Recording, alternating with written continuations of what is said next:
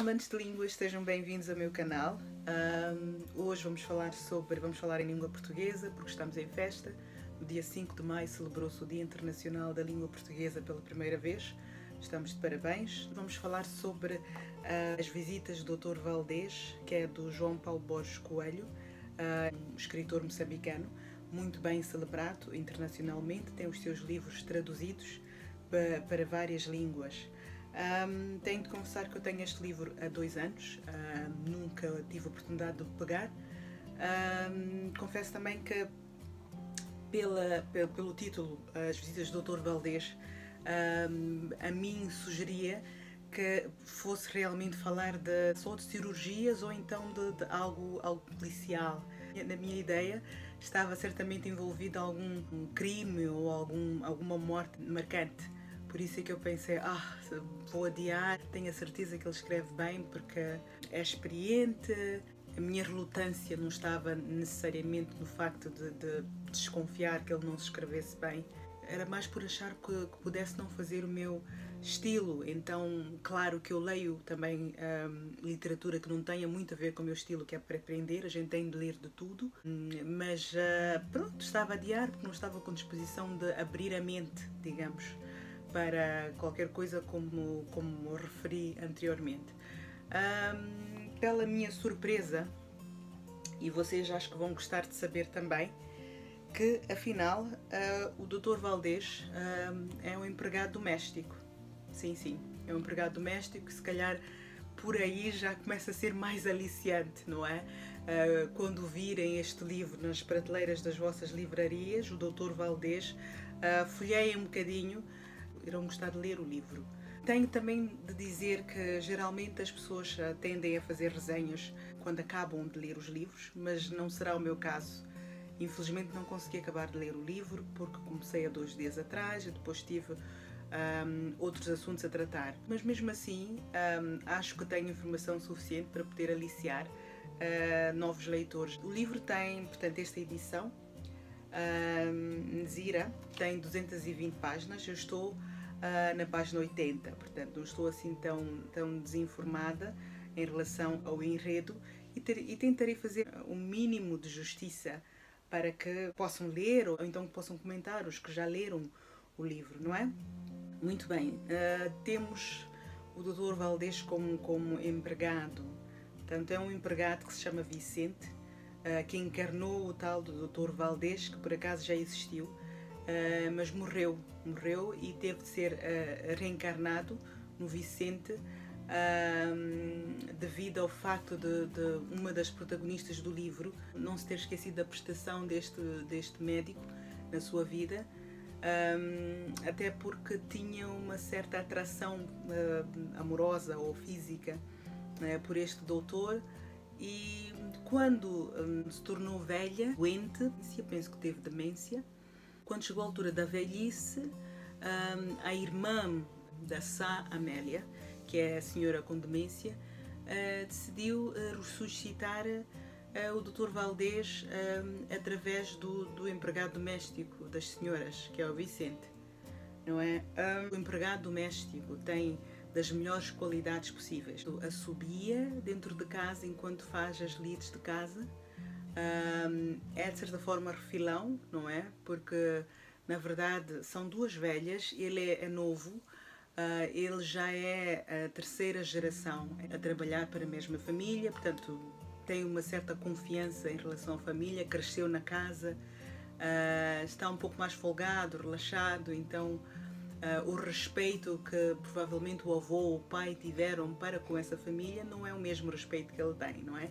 Até porque, para além da sua idade, está numa época histórica de Moçambique diferente, não é? A subalternização não é assim tão fincada como era na altura do avô e o bisavô quando trabalhavam para a família, não é?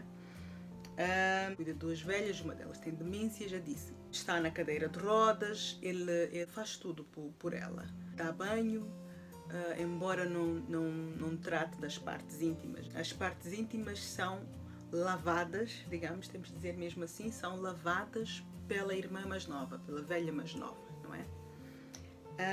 Eu vou ler aqui duas passagens que eu acho muito ressonantes do conteúdo do livro.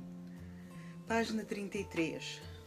Por mais exíguo, aqui está a falar sobre o passado no geral. Não é? Por mais exíguo e infeliz, podemos sempre aclará-lo com a aura que quisermos, podemos sempre expandi-lo e moldá-lo segundo o nosso desejo. E esse desejo é tanto mais intenso quanto pior for o presente em que vivemos. Ou seja, o que está a tentar transmitir, na minha ótica, é que a velhice é feita de memórias, não é? Quanto mais miserável for o passado, quanto mais infeliz for o passado, mais tendemos em afloreá-lo, em moldá-lo para que nos sirva na velhice, não é? Porque isto é, de certa forma, para mim, uma chamada de atenção à forma como nós vivemos o nosso presente, não é? Porque muitas vezes na velhice, posso dizer nos países europeus ou ocidentais, nota-se muito a solidão na velhice. Os velhos são muito solitários, são a camada que mais sofre de depressão, não é? Embora este livro não se esteja a referir ao Ocidente, acho que de uma maneira geral pode-se aplicar a todas as culturas. A velhice é cada vez mais solitária. E nesse sentido nós somos confrontados com os nossos pensamentos e os nossos sentimentos. E quando é assim convém, em inglês há uma expressão que se diz fazer memórias, to make memories. Devemos viver de uma forma dinâmica e consciente do que estamos a fazer para que tenhamos boas memórias, não é? Não podemos arrastar a vida, não podemos ter a vida como um dado adquirido. Portanto, a vida é preciosa e é mesmo no fim da vida que nós pagamos, de certa forma, pela forma como vivemos o presente, não é? Como vivemos durante a juventude.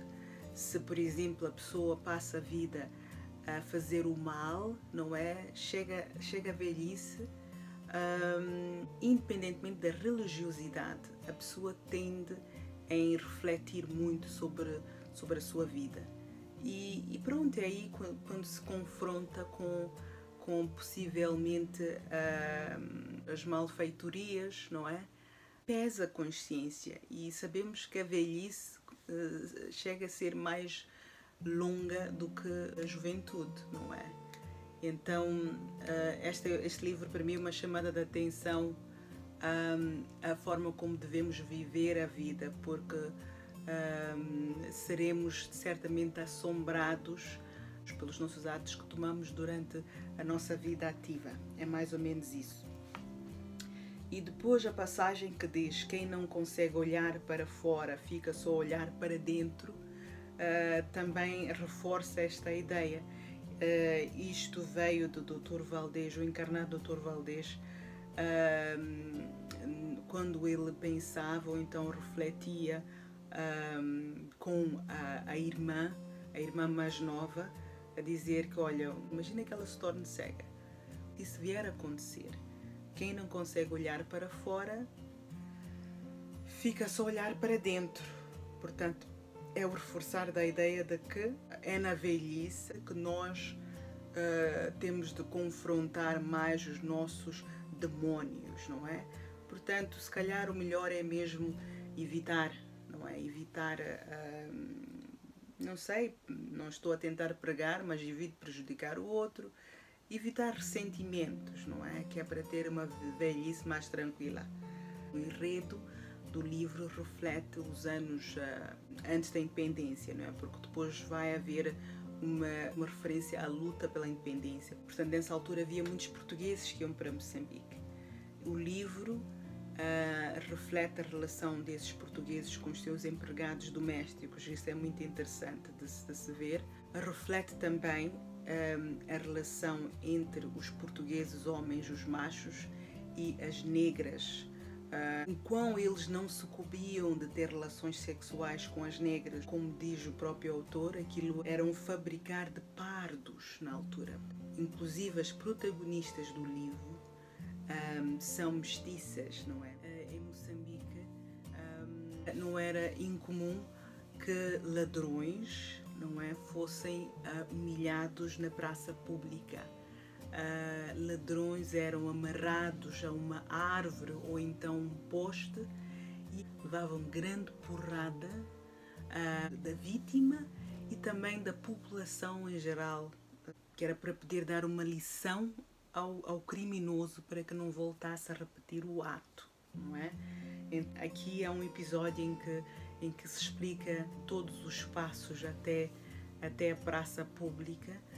É um ladrão de açúcar e que foi humilhado até praticamente à morte. Levou porrada e foi obrigado a engolir açúcar até não mais conseguir, não é? Então, voltando à questão das relações entre os portugueses e as locais, o livro também conta sobre os padres, portanto os padres portugueses, certamente católicos, dormiam com as negras locais também. O autor caracteriza bem aquela ideia da produção dos mestiços e os pardos, iam à África e perdiam a moral por completo.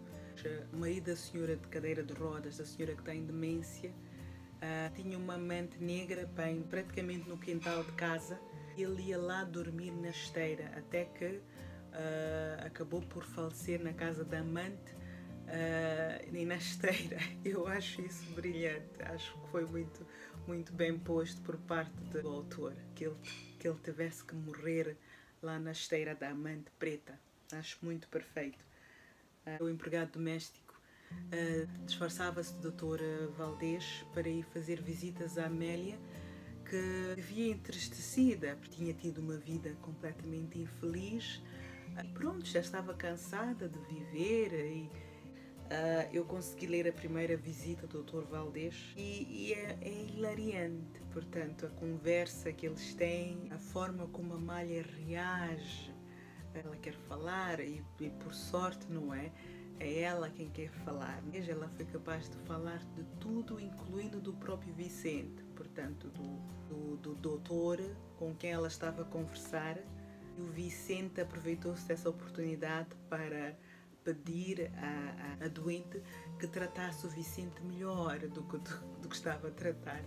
E é engraçado que quando chega a altura da doente, não é, realizar-se que afinal não estavam a tomar nada, não é, queria um chá, chama pelo Vicente, o Vicente não está, que chatice. Então quem é que deve fazer o papel de Vicente? É a irmã mais nova. Era um Vicente que a mais nova nunca tinha visto antes, portanto ele estava a sentir muito confortável no papel do doutor. Ele conseguia conduzir bem a conversa, se bem que não tinha de falar muito, quem falava era outra, não é? É interessante ver que a demente, não é?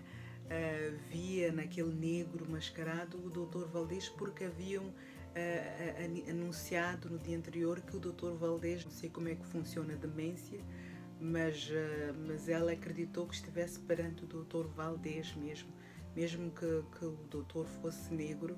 Vai haver várias visitas, obviamente. Estou muito interessada em perceber como é que vai se desenrolar o resto da história. O autor escreve espetacularmente e acho que vale a pena sempre adquirir novas palavras, adquirir sinónimos, que é para a gente descansar o uso das palavras que nos são cotidianas. E também usar a língua portuguesa, não é? Porque a língua portuguesa é vasta e acho que não beneficia o desenvolvimento da língua que a gente se restrinja a um determinado vocabulário, não é? Convém usar a língua no seu todo, não é? Vamos explorar a língua, vamos conhecer novas palavras, vamos usá-las, não é? É assim que se eleva a língua, que se respeita a língua. Obrigada pelo carinho que me têm dado. Ponham os vossos likes de costume. Comentem aqui também, não é só comentar no Facebook. Não estou a fazer isto para a parede e também não vos custa nada. clicar no botão vermelho, tá bem? Vamos lá. Tenham uma ótima semana. Tchau. Tchau.